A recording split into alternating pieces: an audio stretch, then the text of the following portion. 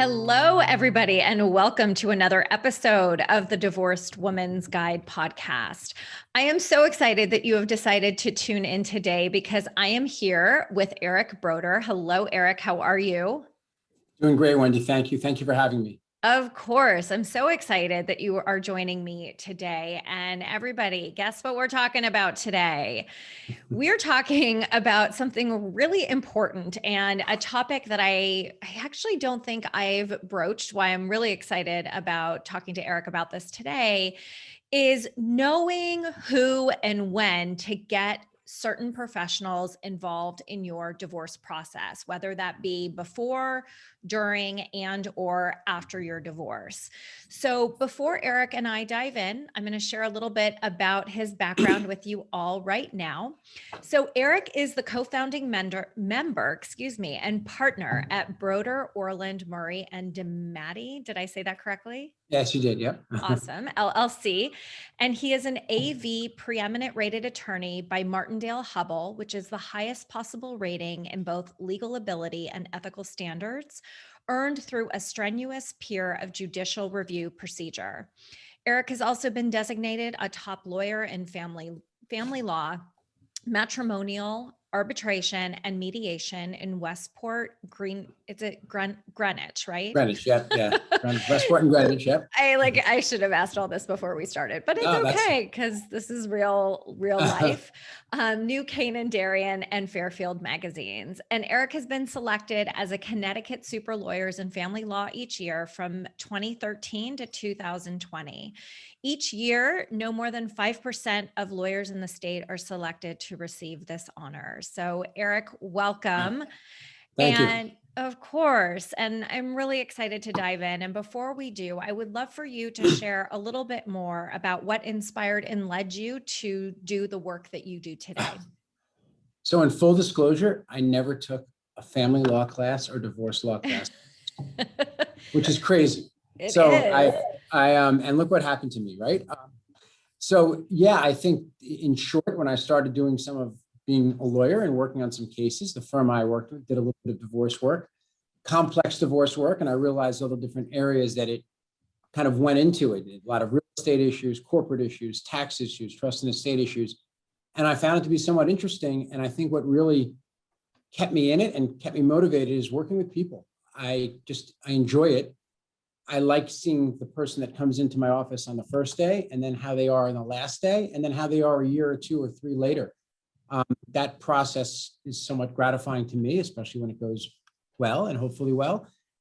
And that's really kind of what got me here and keeps me doing this. There are days, I'm sure, like everyone in my field, I wish that I worked for the vice president in charge of something at some big insurance company or bank and just, punched buttons or did something, but I would be miserable. So yeah, this is kind of where I'm at, and I love it, and I'm going to stay with it.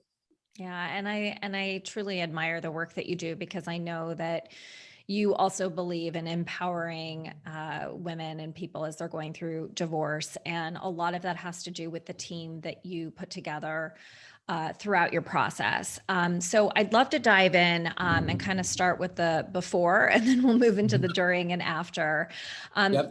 And I hear from so many people about, when they're going into the divorce process, of course, number one, everybody's concerned about, the financial impact that divorce has. And at the same time, you don't know what you don't know. And so a lot of times people will just, Google what it is that they think that they need. So I'm really glad you're here today to shed some light and your professional advice and guidance with the audience today that's tuning in. So if people are in this process of, assembling their team, assembling the right players that they need to have on their side, where do people start? Who do they need? Let's dive in.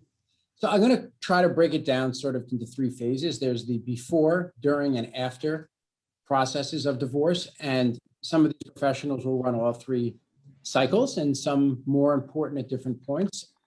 Number one, it's really important, hopefully, that a client or potential client has a therapist and or a divorce coach like yourself, for example. I can tell you that you don't want to be spending the time and money with your lawyer, having them play therapist. it's important they understand how you feel and where you're coming from, but we're not as qualified as a therapist who can get to know you in an entirely different manner and will be with you when the case is over. So it's really important early on. I'm always leery of the person that walks into my office that says, "Oh, I don't need a therapist. I'm fine." I'm like, well, you have one child failing out of school. You have, you've been having affairs, or your spouse has been drinking for months and whatever it is, but you're okay. So then I know I'm on the wrong side of the case usually. Yeah. So, and that's usually the narcissistic type that doesn't need it. And you can kind of sniff that out. I think someone like a divorce coach who understands the process, but also understands what's going to happen as a result and what feelings you're going to receive after you walk out of your lawyer's office, after you get through a phone call, after there's a meeting with the other side, prepping for a court appearance. Those are things psychologically and just from experience, someone can kind of coach you through. As much as your lawyer helps you, we finish your case in court that day, or we get off the phone and I've got another case. So we're gonna finish this and I'll have other cases to work on. You're gonna want to have that ability to talk to someone that understands the process. The biggest enemy is your friend. And I don't mean that as my biggest enemy is your friend, I should say, or cocktail talk. You want to be careful about talking to friends. They absolutely should be supportive. And I'm certainly encouraging to be with your friends, spend time, talk about the divorce. But remember, every case is different. And it's really important, as much as your friends tell you about their case where they're not getting alimony, or their neighbor's case where he's paying X in alimony, don't focus more on your case. So it's great to have a support system, the professionals that know how to do it. And there's so many therapists and divorce coaches that know and are trained in this area. Talk to them. And even before, they can help you deal with your feelings, deal with what's going to come ahead as far as the emotional side of the case, which is really important. Yeah. And, I cannot agree more. I mean, a lot of what I preach is that, when you are working with somebody in the mental health arena, that you are actually coming from a much more rational place as you're navigating this process. I mean, I can't tell you how many irrational decisions I wanted to make. And my lawyer would always ground me and remind me, and I would go back and get out the emotions with those professionals and who charge a lot less an hour. I mean, let's be real, versus my attorney here in Los Angeles was charging. And it's so important because, while divorce is emotional, it is one element. It is also a business transaction, right? And I feel awful saying that, but it just is the way that it is. And think about business, right? You don't.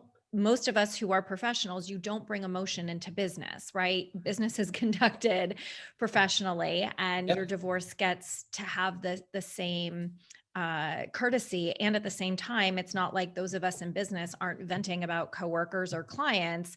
We're just doing it somewhere else. So this is no different, right? I'm really glad you brought that up, because I think the best clients, the cases move the fastest, they don't spend as much time with us, are the ones that treat it like a business transaction. Now, this is children's issues aside. If there are major issues concerning kids, that may be different. But I can tell you that 80 to 90% of our cases, people figure out what to do with their kids. They really don't have many issues. If we're fighting over dinner on Tuesday or Thursday, that's not really an issue. But for most of the time, you just hear about the ones, right? It's more exciting to talk about a full contested custody case somewhere than it is to talk about people that walked into the lawyer's office and figured it out nicely. So it sounds like there's more, fully contested cases than there actually are. But it is a business transaction, and you're dividing property, maybe a house, bank accounts, maybe some other personal property. It's really, in a sense, legally no different than two partners that own a pizza place.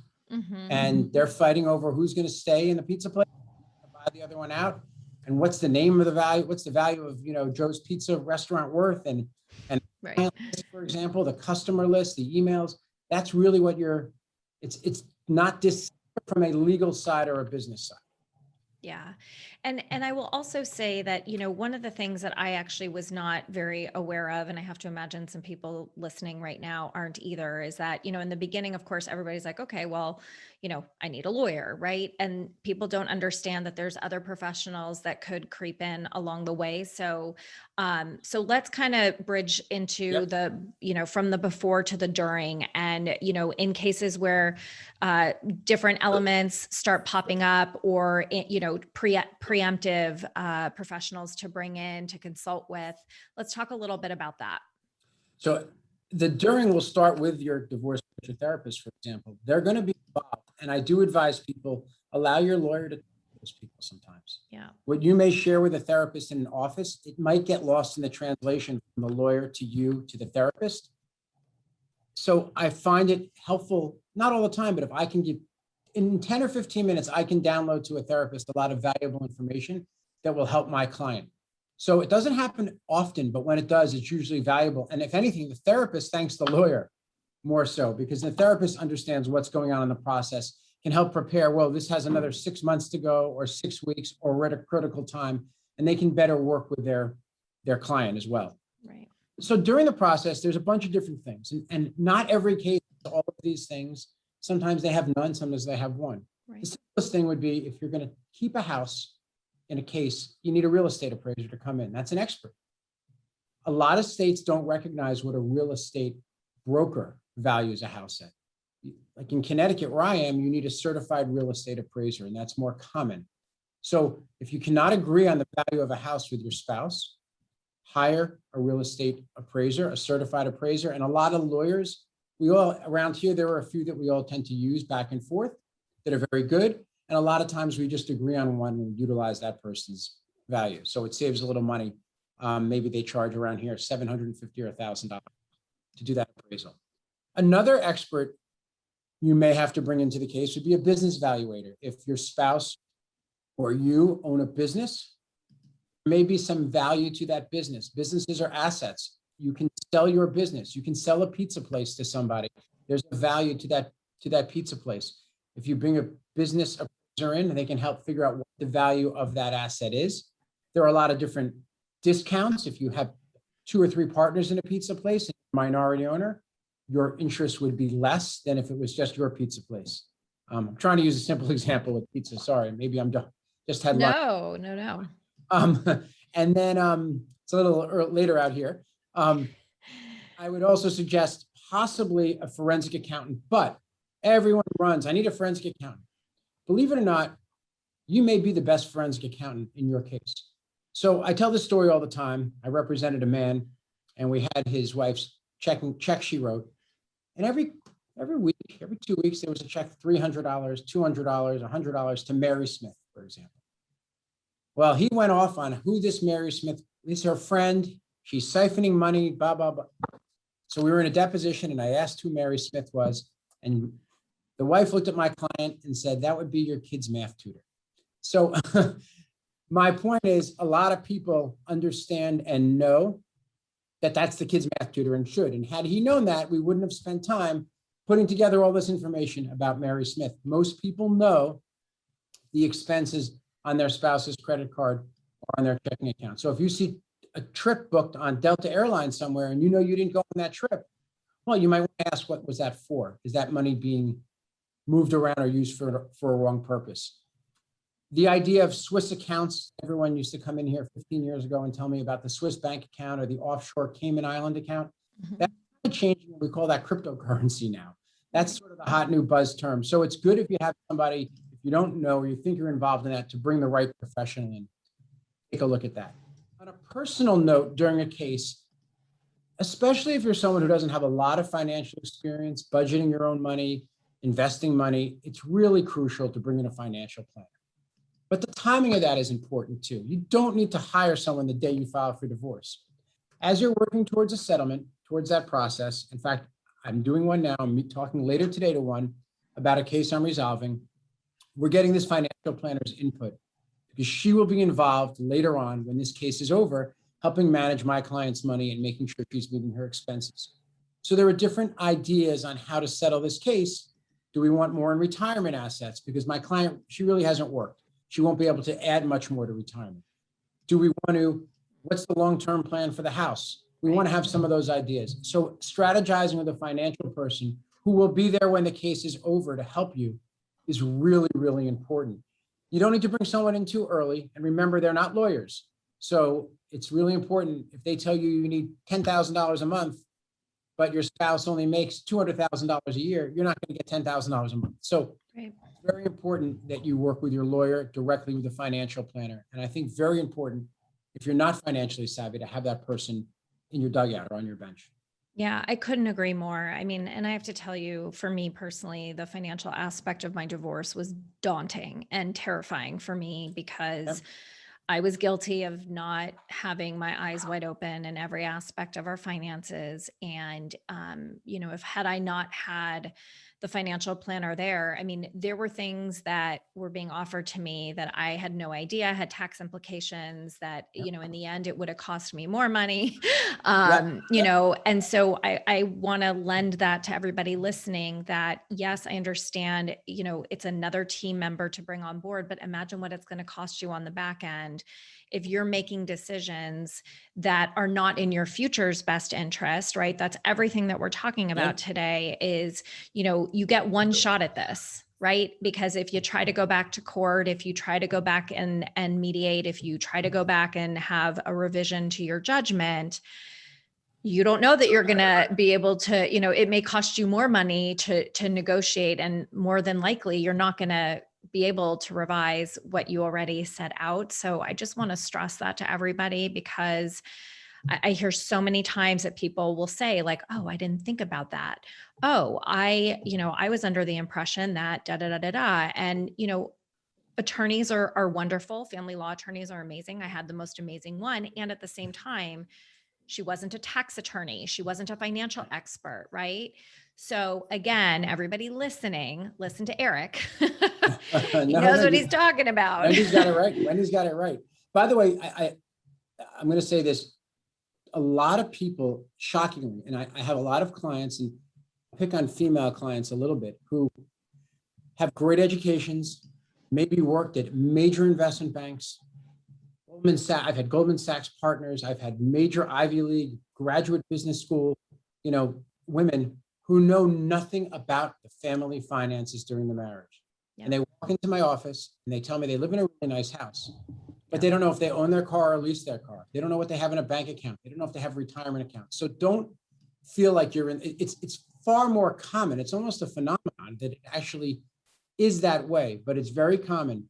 And the divorce process is a chance to really empower yourself and learn and take ownership of that and start figuring things out. So if you don't know now, and you're listening to this because you're at the point of contemplating a divorce, I would say, or you're thinking about it, try to educate yourself early.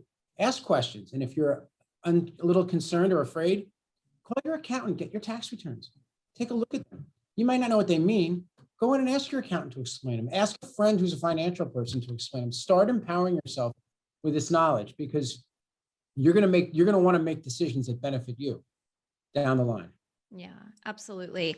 And something else that's coming up for me, Eric, that I know we didn't talk about as we were kind of prepping for this, but is coming up for me too, that I hear a lot of people, struggling with as they're going, finalizing their divorce and going into the after divorce process, is when it has to do with co-parenting, right? And creating co-parenting plans, or, thinking ahead of holidays and expenses. There's so many times where I hear people say that, oh, well, we've always been able to manage this and it's going to be okay. And, and a lot of times they either do believe that, or they're just afraid. Well, couple things. They're afraid, I hear that they're afraid to ruffle feathers, right? And then that leads into, I just want to be done. I just want to be done with this and I'll deal with it later.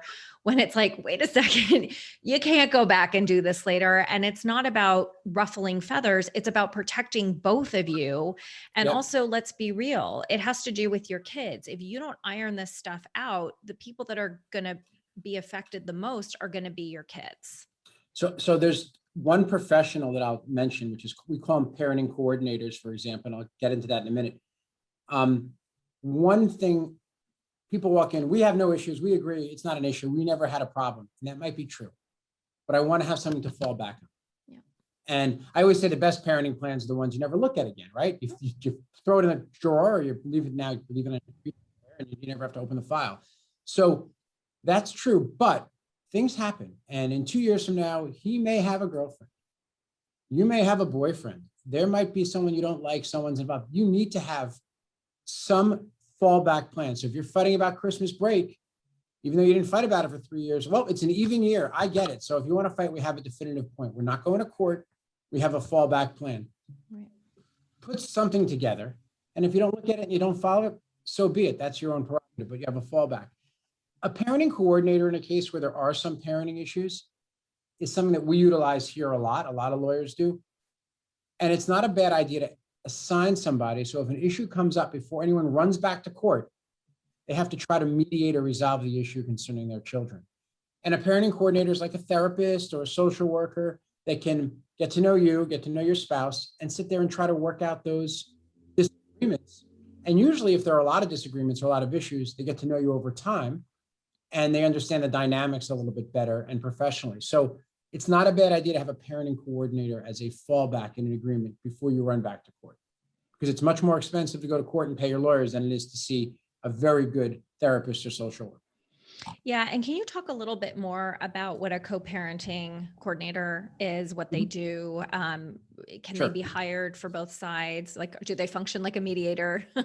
I mean, you kind of nailed it a little bit. Their goal is to resolve issues. It's usually not for both sides. They are for both parties together, rather, not separate.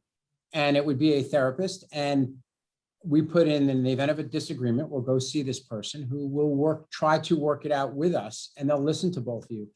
The good ones may be involved in a number of issues over the years with a family. And sometimes we actually recently resolved a case where we had the family they interviewed a couple, they found one they liked. They spent a few days meeting this person, and we had a couple issues, and she helped resolve those issues in the case, which she built up some capital with them. And post-divorce, if something comes up, she is the first person they go to. And then it really prevents everyone from hopefully going to court and resolving the issue. And that person is trained really on how to resolve these cases. Any good therapist can, but some really have a niche practice around here in doing that. Yeah. And that's something that's so important, you guys, please, that you got to think about your parenting plan and how that's going to impact decision-making. It mitigates conflict on the back end. It really just sets a precedent moving forward. And it doesn't mean that things aren't negotiable, right? Like my ex-husband and I, we have a very laid out, very specific parenting plan in our judgment. It specifies everything, even down to like, when our boys are playing sports, we split the costs of uniforms, but we both have to agree that, they're going to play that sport, et cetera. We discuss things up front. And, we wanted to just make sure that it was crystal clear from the beginning. Now, I say at the same time, there have been instances, for example, with holidays and also during COVID, where we've deviated from our parenting plan, but it's been mutually agreed upon when we deviate. It's been a conversation where both of us have said, like, for example, it's spring break, right? One of my sons has 2 weeks, one has 1 week. And so we made a decision collectively to deviate from our 2-5-5-2. I don't know, I forget half the time what it's called, but we decided to deviate and go, hey, why don't we just break this up a week here and a week here? And, and we were both, okay, whatever, it's fine. It aligned well with each of our plans that we had, and that's not what it says in the judgment. The judgment is very specific on how we're supposed to be navigating this. And at the same time, neither one of us imagined, not only did we imagine at the time that COVID would be happening, but we also didn't imagine that one of our sons would be going to a school where he would have more than a week of spring break. Right. So, again, it's just meant to protect your kids from the fallout of a potential conflict. And one more thing I'm going to add to that, please, is kids change and get older. Yeah. Their wants and needs change and their schedules change. So when you have a parenting plan for a 6-year-old and a 2-year-old, it's going to be a different plan when they're 12 and 10 or 14 and 9 or whatever it may be. And that's where, before everyone runs back to court to change the plan, you should see a parenting coordinator, or somebody may work, like we're a suburb of Manhattan. So a lot of people here commute, the 20, 30, 40 miles to Manhattan every day. And until recently, in the last year, it was by train a lot. And that's changed now. So I can tell you that people are home more. and they may not be going into the city and may have more time to maybe get an extra weekday of time. Rather than running back to court, sit down with a parenting coordinator and say, all right, we got divorced when my son was 8. Now he's 14 and I'm not commuting 5 days a week into the city anymore. I only have to go in 2 days a week. I'd like a little more time. Let's try to work that out here before we spend the next year and thousands of dollars in court. Yeah, I could not agree more. Such great advice. And Eric, as we kind of come to the end of this, I want to make sure that we hit all of the points and professionals that we wanted to talk about. So what else do you want to share with our listeners today about different professionals that they should consider or that they don't know that they will need towards the end of their divorce or after? So I'll talk about the other two that I haven't mentioned yet. In addition to your financial planner, you need to have an accountant and you need to have probably a trust and estates lawyer. You probably want to update and change your will. Doesn't have to be super complicated. That's something you want to do. So I always say no one leaves my office without those 3 things. If they don't have them already, I'm happy. Or the opportunity to know why I think it's important. So this speech is what I often give from the first time I meet somebody, and I will repeat it during the process. A financial planner to help you manage your finances. Sometimes they charge maybe 1% of the assets they hold for you. But if you're going to make me 5% and I only make 4% because you're controlling it, I don't know the markets. That's great. An accountant, you need someone who's going to do your taxes. And maybe in some of the divorce agreements we do, we have true ups every year, because if a husband, for example, in this hypothetical, has a fluctuating income, we want to make sure at the end of the year he paid the right amount. So you want to have an expert or an accountant review those documents to make sure it was done properly every year, plus do your own taxes. And then, as I mentioned, a trust and estates lawyer to redo your will. So your financial planner, accountant, and trust and estates lawyer. Now, I know today we've talked about like a whole bunch of different people, and you're probably thinking, it's like the Dodger dugout or out in LA of all you don't have to have them all on your team at once, and they don't have to play a lot either. You may not need a parenting coordinator, for example. You may not need to have a real estate, appraiser. Financial planner would probably be the one that is most commonly necessary and needed that people have. You may not need a business evaluator. So don't be overwhelmed. I know it's a lot of information. So it's kind of pick and choose. It's the rare case where all of these things are involved. Those are usually the far more complex cases.